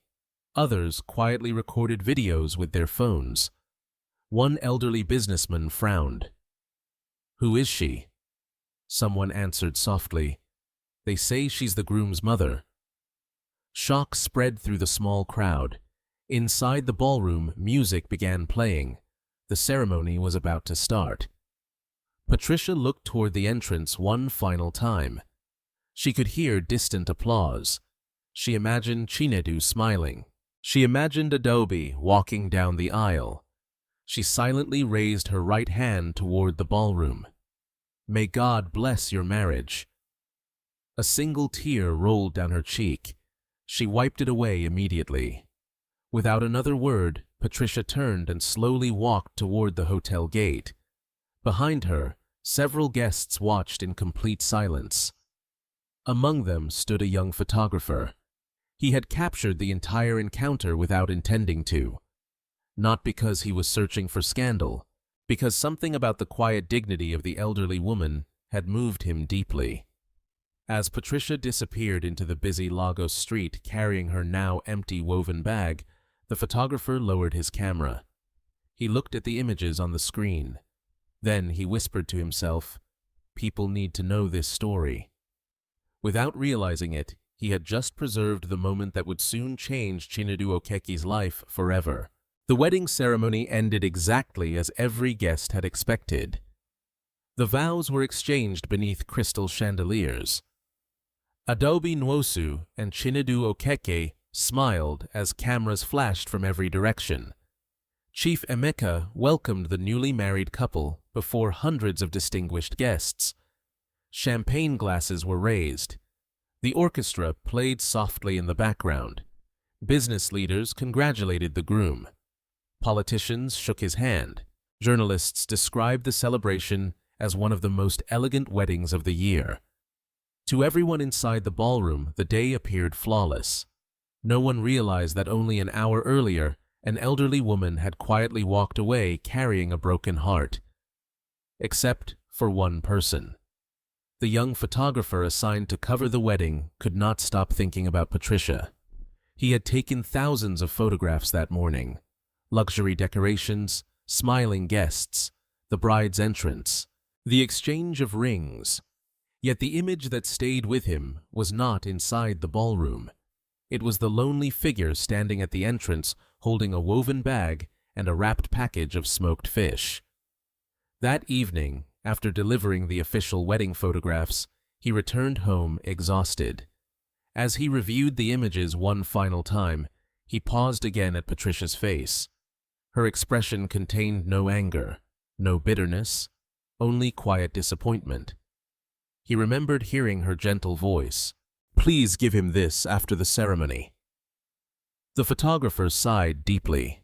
Without mentioning names, he uploaded one photograph to his personal social media page. He wrote only a short caption. "Today I witnessed an elderly mother turned away from a luxury wedding. She carried homemade food and a blessing. She left without shouting, without arguing, and without blaming anyone. Sometimes the quietest heartbreak is the loudest." He expected only a few friends to see it. Instead, thousands shared it overnight. People began asking questions. Who was the woman? Whose wedding was this? Why had she been turned away? By sunrise, the photograph had spread across multiple social media platforms. Journalists started investigating. Wedding guests recognized the hotel entrance. Several people who had witnessed the incident left comments. "I was there." The old woman was incredibly polite. She kept calling the groom her son. The security guards treated her respectfully. "I still can't forget her face." The discussion grew rapidly. Inside his luxury apartment, Chinedu woke to dozens of unread messages. At first, he ignored them. He assumed friends were sending wedding congratulations. Instead, he found headlines. "Mystery elderly woman rejected at elite wedding." "Who was the mother carrying smoked fish?" "Social media demands answers." His heart immediately sank. He opened the article. The photograph filled the screen. There stood Patricia, holding the woven bag, looking toward the ballroom entrance. He closed the phone immediately. His hands trembled. Adobe noticed his expression. "What's wrong?" "It's nothing." She reached for the phone. Before he could stop her, she had already seen the image. She looked at him, then back at the photograph, then at him again. "This is the woman who came to the office months ago." Chinedu remained silent. Adeobi's voice became quieter. "Is she really your mother?" Several painful seconds passed. Finally, he nodded. "Yes." She stared at him in disbelief. "You told them not to let her in." He lowered his eyes. You actually did that?" He could not answer. Adeobi slowly placed the phone on the table. She wasn't angry. She was hurt. "I don't understand." Neither did Chinedu. Not anymore. Across Lagos, reporters continued searching for information. Eventually, someone located the receptionist from Nwosu Group. She refused formal interviews, but quietly confirmed one fact. An elderly woman named Patricia Okeke came looking for Mr. Chinedu months ago. That single sentence changed everything. The internet erupted. Comments poured in by the thousands. How could anyone deny their own mother? She sacrificed everything. Money changes people. Someone please find this woman. Others urged caution. We don't know the full story. There may be another explanation. But public curiosity only intensified. Chief Emeka learned about the reports during a breakfast meeting. His assistant handed him a tablet. "Sir, this story is spreading quickly." He read every article carefully. Then he looked toward Chinedu, who had just entered the office. "Close the door." The room fell silent. Chief Emeka placed the tablet on the desk. "Tell me the truth." Chinedu could barely breathe. "Is that woman your mother?" After a long pause, he answered, "Yes." "And you denied her?"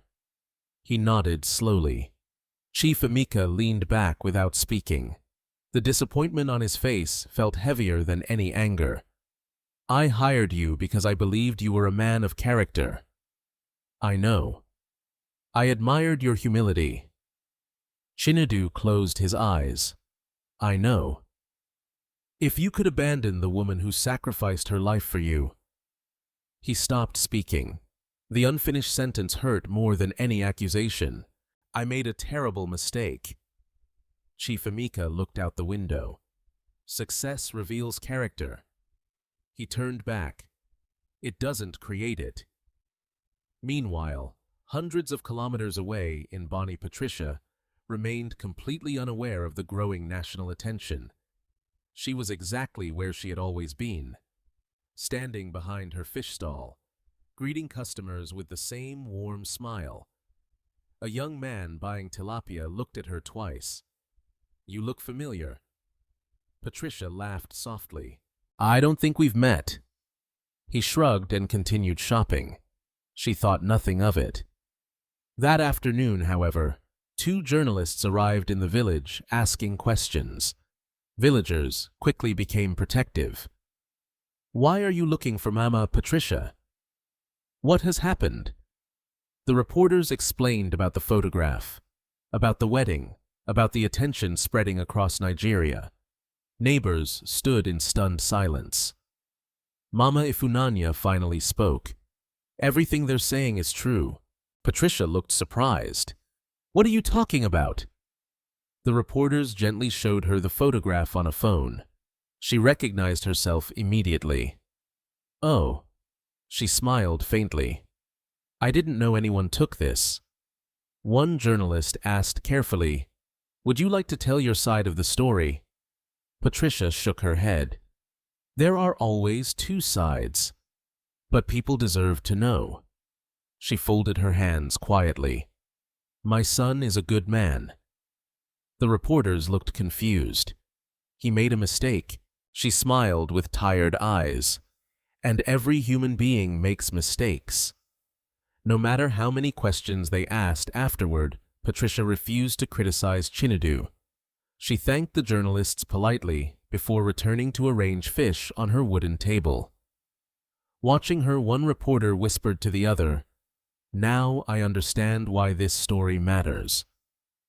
Back in Lagos, Chinedu sat alone in his office long after sunset. The unopened envelope Patricia had left at the wedding rested on his desk.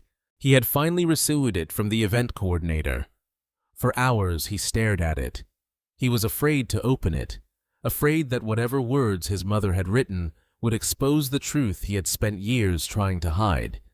And deep inside, he already knew that no amount of success could protect him from the weight of his own conscience.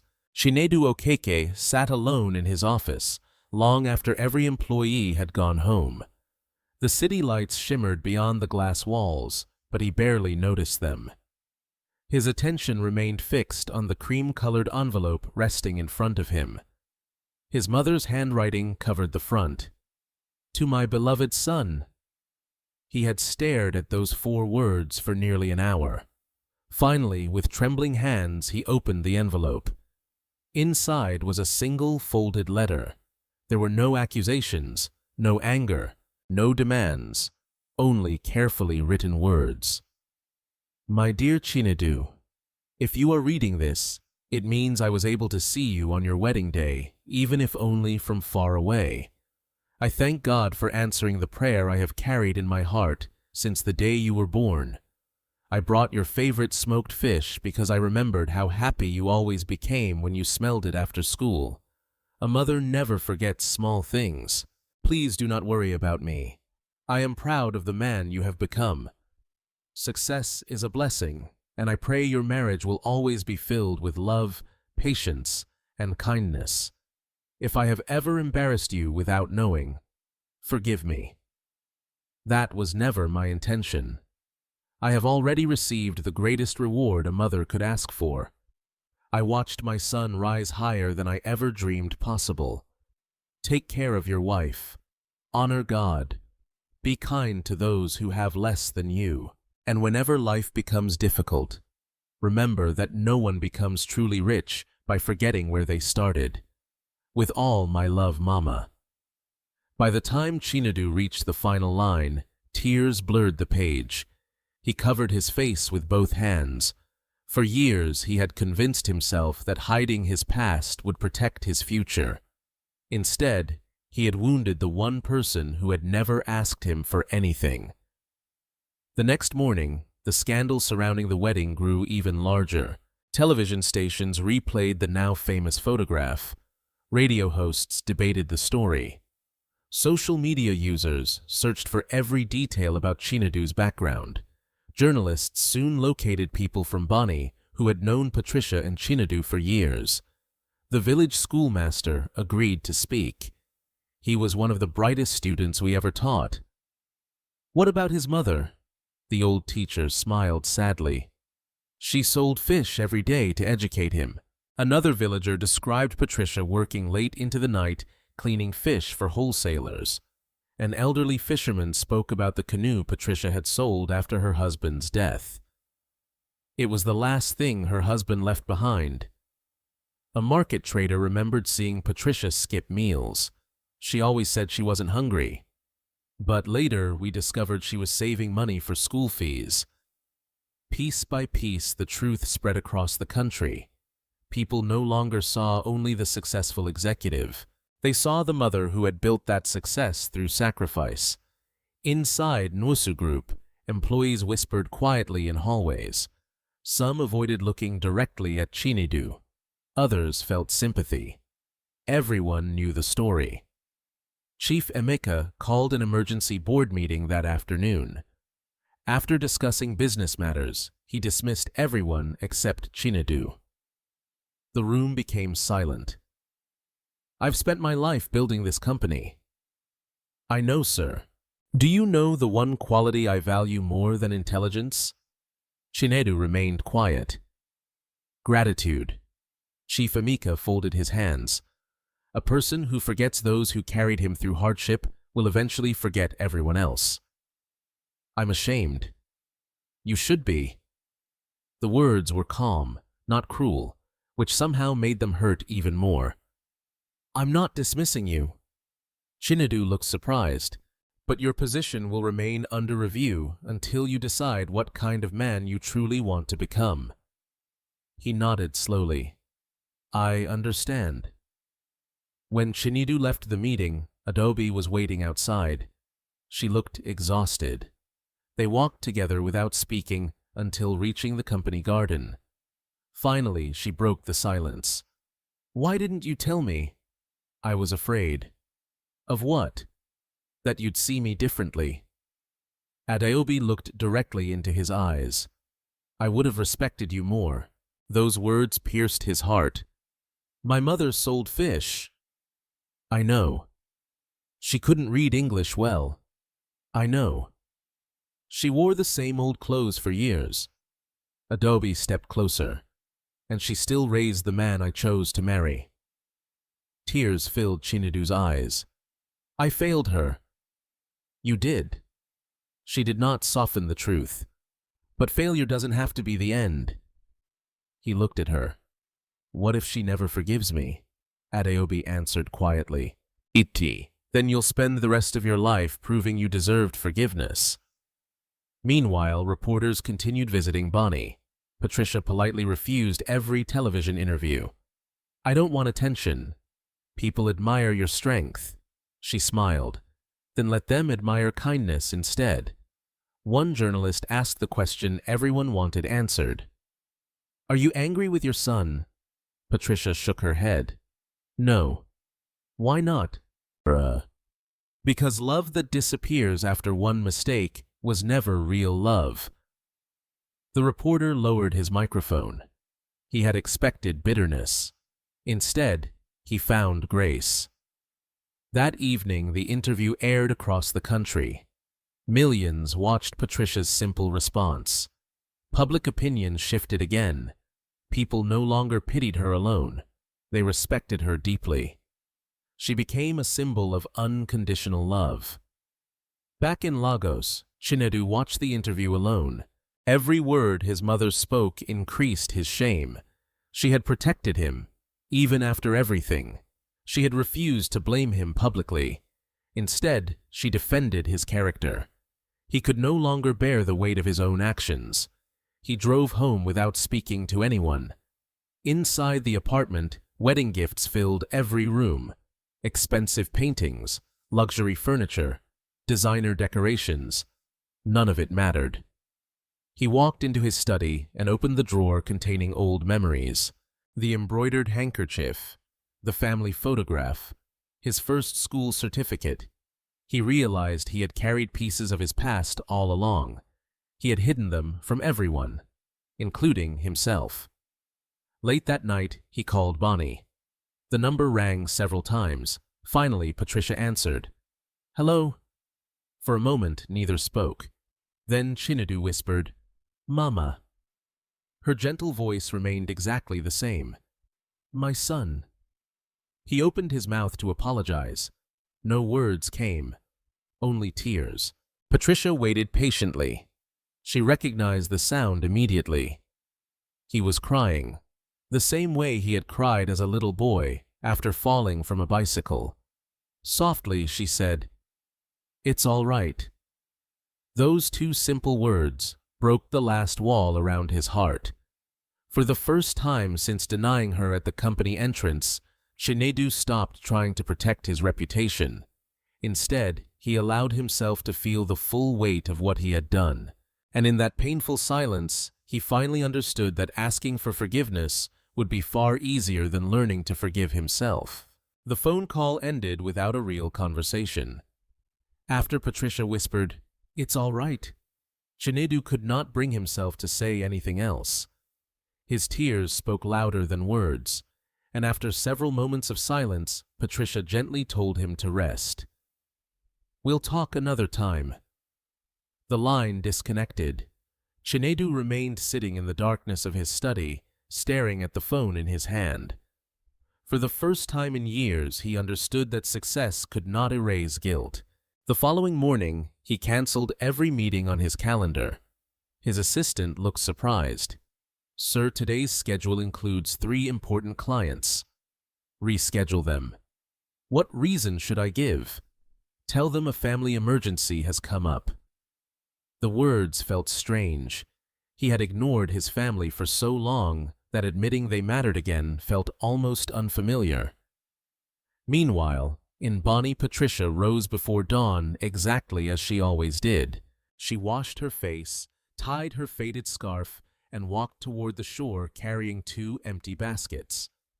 The fisherman greeted her warmly. "Good morning, Mama Patricia." "Good morning. You look happier today." She smiled softly. "I spoke with my son last night." Everyone immediately smiled. "That's wonderful." Nobody knew that fewer than 10 words had actually been exchanged. Yet for Patricia, hearing Chinedu's voice had been enough. Love rarely counted sentences. It treasured moments. Back in Lagos, Adobe quietly watched her husband struggle through the morning. He barely touched breakfast. He stared absent-mindedly through the apartment window. Finally, she sat beside him. "What are you thinking?" "I need to go home." She understood immediately. "To Bonnie." He nodded. "I'm afraid." "Of your mother?" "No." He lowered his eyes. "I'm afraid she'll smile at me." Adeobi frowned gently. "Why would that frighten you?" "Because I don't deserve it." She reached for his hand. "Maybe forgiveness isn't something you deserve." He looked at her. "Maybe it's something you receive because someone chooses love over pride." Those words stayed with him. Later that afternoon, Chief Emeka called him into his office once more. "I heard you canceled your meetings." "Yes, sir." "Where are you going?" "To see my mother." For the first time in several days, the older man gave a small approving nod. "Business can wait. I've already delayed too long." Chief Emeka stood and walked toward the window. "When I was 25, I lost my father." Chinedu listened quietly. "I believed there would always be another chance to thank him." He paused. "I was wrong." The room became silent. "If your mother is still waiting—" He turned back. "Don't waste another day." Chinedu nodded with gratitude. "I won't." That evening, he packed a small travel bag. Expensive suits remained hanging inside the wardrobe. Instead, he packed simple clothes. The same embroidered handkerchief Patricia had given him years earlier went into his pocket. So did the family photograph. Before leaving, he walked into the living room where Adaobi waited. "I'd like to come with you." He looked surprised. "Are you sure? She's my mother too now." His eyes became moist. "Thank you." Early the next morning, they began the journey toward River State. Unlike his first trip to university years ago, Chinedu now traveled in comfort. Yet every kilometer felt heavier than the last. As the highway narrowed into smaller roads, childhood memories returned one after another. The old primary school, the mango trees, the dusty football field, the small church where Patricia had prayed every Sunday. Everything looked smaller than he remembered. Only his regret seemed larger. When they finally entered, Bonnie news spread quickly. "Chinedu is back. The graduate has returned." The television people were right. Children ran along the sandy road. Market traders looked up from their stalls. Some smiled. Others watched cautiously. No one knew why he had come. Patricia, meanwhile, had already finished selling most of her fish. She was helping an elderly customer count change when someone called from across the market. "Mama Patricia." She looked up. "Your son is here." Her hands froze. For a brief moment, the entire market became silent. Patricia slowly turned toward the entrance. There he stood. Not in a tailored business suit, not surrounded by executives. Simply standing alone in a plain shirt and dark trousers. Beside him stood Adaobi. Neither moved. Neither spoke. Several villagers quietly stepped aside, creating a clear path between mother and son. Chinedu felt his legs trembling. This was the woman he had denied, the woman who had sold her husband's canoe, skipped meals, worked until her hands cracked, prayed for him every night. He took one slow step forward, then another. Patricia remained still. Her eyes never left his face. When he finally stood before her, he could no longer control himself. The woven basket slipped from Patricia's hands as Chinedu suddenly fell to his knees in the middle of the market. Gasps spread through the crowd. He lowered his head. "Mama!" His voice broke. "I'm sorry." The words echoed across the quiet marketplace. "I was ashamed." Tears streamed freely down his face. "I forgot who I was." His shoulders shook uncontrollably. "I hurt the only person who never stopped loving me." The villagers watched in complete silence. Nobody interrupted. Nobody judged. Patricia looked down at the grown man kneeling before her. For a long moment she said nothing. Then she slowly bent down. With the same gentle hands that had once bandaged scraped knees and wiped childhood tears, she lifted his face. "My son." He could not meet her eyes. "I don't deserve to look at you." She gently placed both hands against his cheeks. "You are looking at your mother." Fresh tears rolled down her face. "I've waited a long time to see you come home." Chinedu closed his eyes. I don't know how to make this right. Patricia smiled through her tears. You cannot change yesterday. She softly brushed away the tears on his face. But you can choose who you become tomorrow. Standing a few steps away, Adobe quietly wiped her own eyes. She realized she was witnessing something far greater than an apology. She was watching a mother's love heal a wound that pride had created. And although forgiveness had begun, everyone present understood that rebuilding trust would take far more than one afternoon, one apology, or one embrace. It would require Chinedu to spend the rest of his life proving that the promise he had once made beneath the old mango tree still lived inside the man he was becoming once again.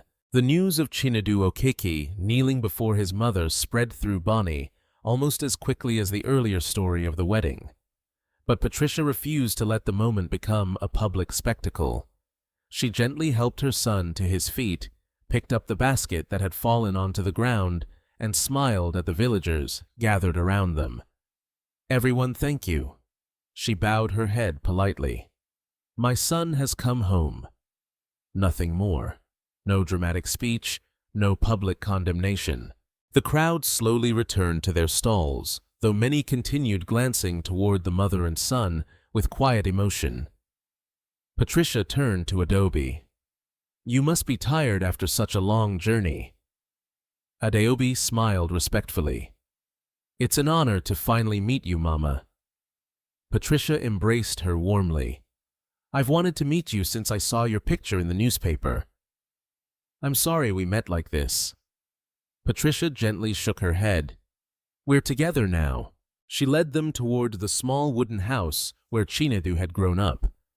As they walked through the narrow, sandy paths, childhood memories surrounded him. There was the old mango tree where he had studied before examinations, the football field where he had spent countless evenings with friends, the tiny shop where Patricia used to buy him biscuits whenever she had a little extra money. Everything reminded him of sacrifices he had tried so hard to forget. When they reached the house, Chinedu stopped walking. The roof he had repaired years earlier already showed signs of age again. The wooden walls remained weathered. The front door still leaned slightly to one side. Nothing about the house reflected the wealth he now possessed. A painful question echoed inside his mind. How had he allowed the woman who gave him everything to continue living like this? Inside the house remained remarkably neat. The furniture was old but spotless. Fresh flowers sat inside a recycled glass bottle on the table. The air carried the familiar smell of smoked fish and firewood. Patricia invited them to sit. I'll prepare lunch. Immediately, Chinedu stood. No, Mama. She looked at him. Please. He swallowed hard. Let me help. A gentle smile appeared on her face. You've forgotten how. Then teach me again. Together they worked inside the tiny kitchen. Patricia chopped vegetables while Chinedu cleaned fish. At first his movements were clumsy. He laughed awkwardly after dropping one fish back into the basin. I used to do this every day. You were only 10. I thought I remembered. You remembered enough. The simple conversation eased some of the tension between them. Adeobi watched quietly from the doorway. She had attended expensive dinners around the world, yet nothing she had experienced compared to the quiet beauty of that small kitchen. After lunch, Chinedu finally looked around the house carefully. His eyes stopped at the old biscuit tin resting on a wooden shelf. He recognized it immediately. Mama. She followed his gaze. I still keep important things inside. He slowly opened the tin. His first report cards, old school certificates, every money transfer receipt, letters he had written from university, even birthday cards he had drawn with colored pencils as a child. She had saved everything. Near the bottom lay a folded newspaper featuring his graduation. Another showed his promotion at Nwosu Group.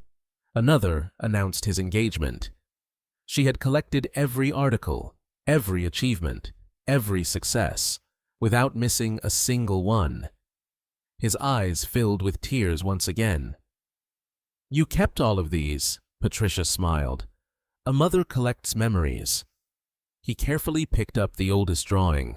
Across the top were the childish words, "My mama is my hero." His voice trembled. "I meant every word." "I know." "I stopped acting like it." Patricia gently rested her hand on his shoulder. "But you came home." As evening approached, several village elders arrived to greet Chinedu. They welcomed him warmly. None mentioned the scandal directly. Instead, they spoke about the importance of family humility and responsibility. One elderly fisherman finally smiled and said, "Your father would be proud that you returned." Those simple words nearly broke Chinedu again. Later that night, after everyone had gone home, he sat outside beneath the stars with Patricia. The same stars they had watched together when he was a little boy. The sound of waves drifted across the quiet village. "Mama." "Yes. I want you to move to Lagos." She looked toward the sea. "Why?" "I want to take care of you." "You already can." "Not from here." "I've lived here my whole life." "I'll buy you a beautiful house." Patricia smiled gently. "My happiness isn't measured by the size of a house." "I know. I belong here." He remained silent. "This village raised me." She pointed toward the shoreline. "Your father's memories are here." Then toward the market. "My friends are here." Finally, she looked at him. "If I leave, who will encourage the children who remind me of you?" He understood. For the first time, he realized caring for Patricia did not mean deciding what was best for her. It meant respecting the life she had chosen. The following morning, Chinedu visited the local primary school. His former teachers welcomed him with pride. The old schoolmaster embraced him warmly.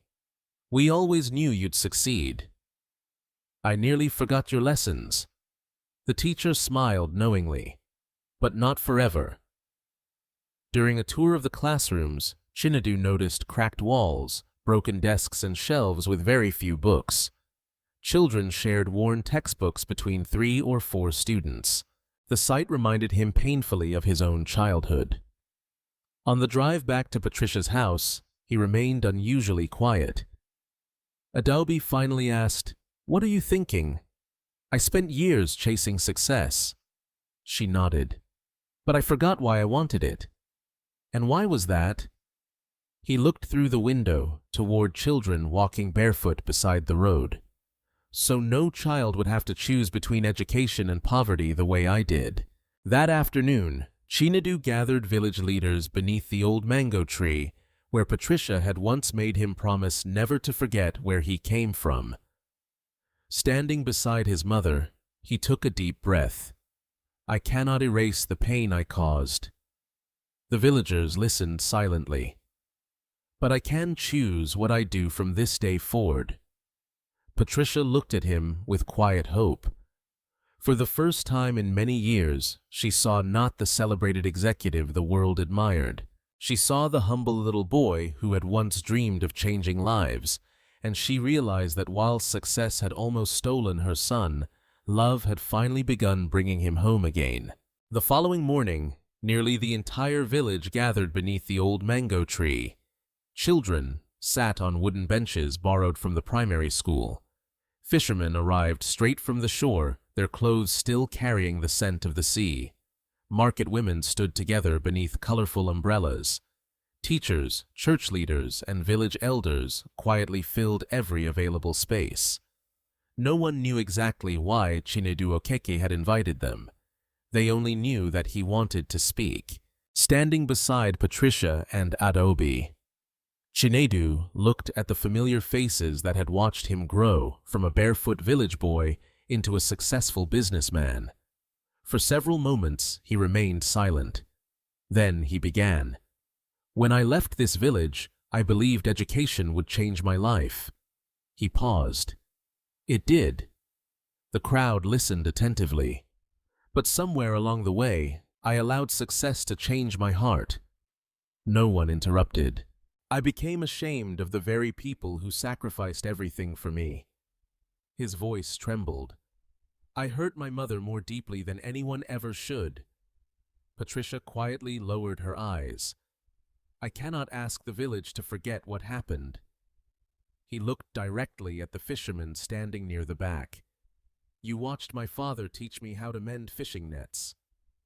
Then, toward the market women, you watched my mother work until her hands bled.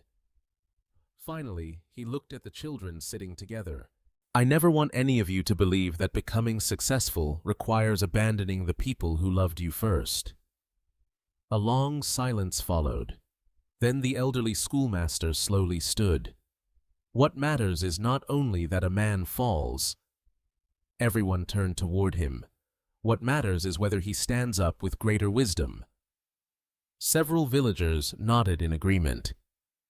After the gathering ended, Chinedu asked to accompany Patricia to the market. At first, she laughed. Wearing those expensive shoes, I'll manage. She smiled knowingly. We'll see. The market looked exactly as he remembered. Women called out prices. Children carried baskets between stalls. Customers negotiated cheerfully. Patricia walked confidently through the narrow paths, greeting everyone by name. Good morning. How is your family? May your business prosper today. Everywhere they went, people welcomed her warmly. Not because she was wealthy, because she had earned their respect through decades of kindness. When they reached her wooden stall, Patricia immediately began arranging fresh fish exactly as she had done for years. Without waiting to be asked, Chinedu rolled up his sleeves. What should I do? She handed him a bucket. Wash the table first. Several traders looked over curiously. One woman laughed softly. The big executive is cleaning fish today. Chinedu smiled. I should have done it years ago. Soon he was washing tables, carrying baskets, arranging fish, and serving customers. His movements were awkward. He accidentally splashed water onto his trousers. He miscounted change twice. The market erupted in gentle laughter. Instead of feeling embarrassed, Chinedu laughed with everyone else. For the first time in years, he felt strangely free. Around midday, an elderly fisherman approached the stall. He studied Chinedu carefully. I remember you. Chinedu smiled. I remember you too. You used to carry your mother's baskets.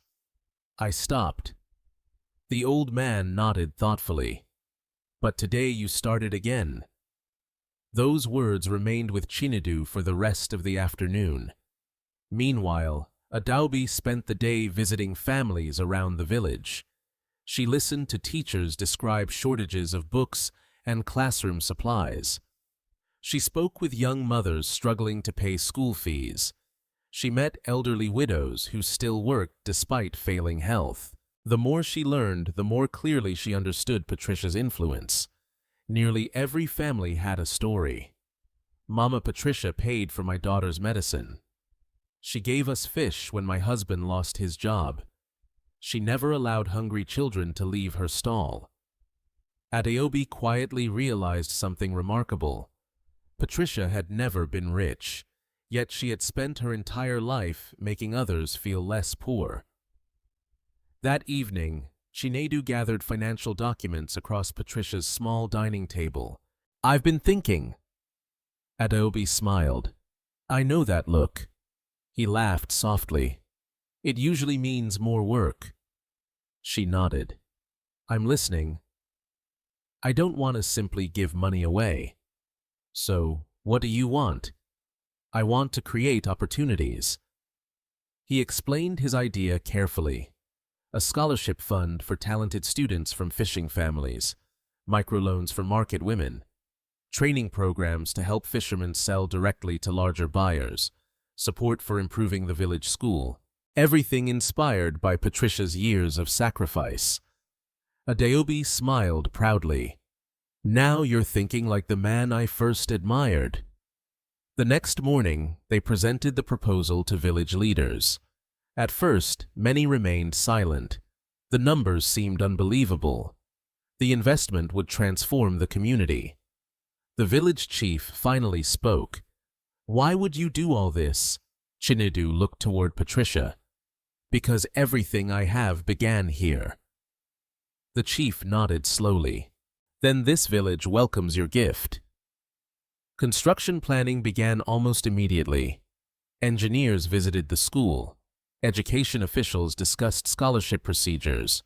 Bank representatives met with local traders. Hope spread quickly through the community.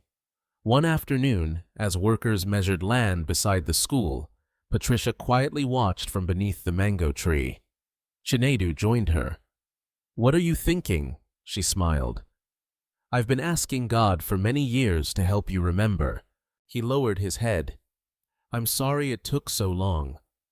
She gently squeezed his hand. "The important thing is that you remembered before it was too late." He looked toward the children playing nearby. "I still have so much to make right." "You always will." He frowned slightly. "What do you mean?" "A good heart never finishes growing." Those simple words became another lesson he would never forget. On their final evening before returning to Lagos, the village organized a small farewell gathering. There were no expensive decorations, no famous guests, no television cameras, only neighbors sharing homemade food beneath the stars. Children sang, elders prayed, families laughed together. Looking around, Chinedu realized this simple celebration brought him more peace than the luxurious wedding reception ever had. As the evening drew to a close, he stood and faced the community. "I left this village searching for success." He smiled toward Patricia. "I've returned to discover something even more valuable." Everyone listened quietly. "I've found my way home." The applause that followed echoed through the warm night air, and for the first time since his journey toward wealth had begun many years earlier, Chinedu no longer measured success by promotions, headlines, or bank accounts. He measured it by the ability to stand beside his mother without shame, with gratitude, and with a heart finally worthy of the sacrifices that had given him everything. 1 year later, Bonnie looked different. The old primary school, where Chinedu Okiki had once studied, had been transformed into a bright modern campus. New classrooms stood where cracked walls had once leaned dangerously. A library filled with books welcomed children every morning, and a computer room introduced students to opportunities they had never imagined possible. Near the entrance stood a simple stone sign, the Patricia Okiki Education Center. Patricia had protested when Chinedu first suggested using her name. "There are many people more deserving." He smiled. "I've never met one." She eventually agreed on one condition. "The school must belong to the children, not to me." He promised, and he kept that promise. The scholarship program grew quickly. Every year, talented students from fishing families received full financial support for secondary school and university. No child was ever asked whether their parents could afford tuition. Only one question mattered. "Are you willing to work hard?" Mothers who sold fish in the market smiled with new hope. Fathers returned from the sea, believing their children might one day achieve dreams they themselves had never been allowed to pursue. The village changed because one mother's sacrifice had finally inspired her son to remember why success mattered. Patricia's own life changed very little. She still woke before sunrise. She still greeted neighbors with the same warm smile. She still visited the market almost every morning, although she no longer needed to sell fish. Instead, she often helped younger traders organize their stalls, or quietly paid for groceries when she noticed struggling families. Whenever people praised her generosity, she always answered the same way. "If God has been kind to me, I should be kind to others." She never considered herself extraordinary. She simply continued living as she always had. Chinedu and Adobe visited Bonnie every month. No business meetings interrupted those weekends. No important clients came first. Phones remained switched off whenever they sat together on Patricia's front porch, drinking tea, while watching the fishing boats return at sunset. One evening, Chinedu noticed the old family photograph still hanging inside the house. It remained faded with age. The frame had several scratches. He smiled. "I should replace this." Patricia shook her head. "Why? It's old." "So am I." They both laughed. She gently touched the photograph. "Some things become more valuable because they survive time." He nodded thoughtfully. "Like forgiveness, like family, like love." Several months later, Nwosu Group held its annual leadership conference in Lagos.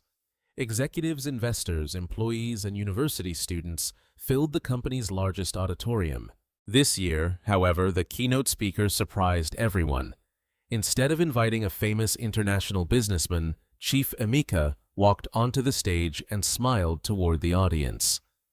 "Today, I would like you to hear from someone who has learned that success without gratitude is simply another form of poverty."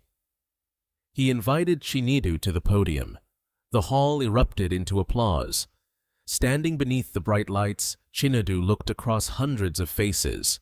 1 year earlier, he would have spoken only about profits, investments, and leadership. This time, he spoke differently. "I once believed success meant leaving poverty behind." The audience listened carefully. "I was wrong." He paused. "The greatest mistake of my life was believing I had outgrown the people who sacrificed everything for me." Absolute silence filled the auditorium. "My mother sold fish every day so I could receive an education." Several students exchanged emotional glances. "She skipped meals so I could buy textbooks." His voice softened. "She sold the last memory of my father so I could attend university." Near the front row, Patricia quietly wiped away tears. She had reluctantly accepted Chinedu's invitation to attend the conference, not because she wanted recognition, because she wanted to support her son. Chinedu looked directly at her. "In front of all of you." He stepped away from the podium, walked down the stairs, crossed the stage, then stopped before Patricia. Without hesitation, he knelt.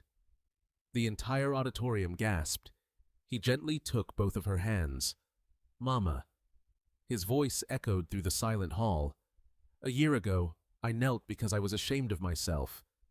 He smiled through tears. "Today I kneel because I am proud to be your son." No camera flashes interrupted the moment. No one spoke. Many people quietly cried. Patricia placed one hand on his head. You've always been my son." Those simple words brought the audience to its feet.